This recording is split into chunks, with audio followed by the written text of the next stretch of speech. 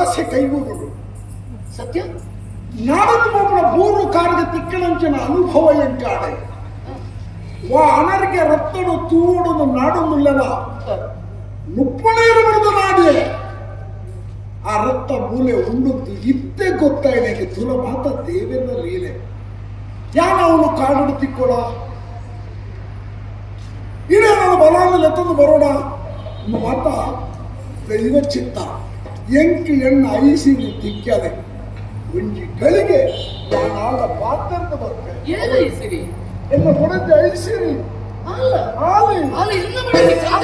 ಮಾಡಿ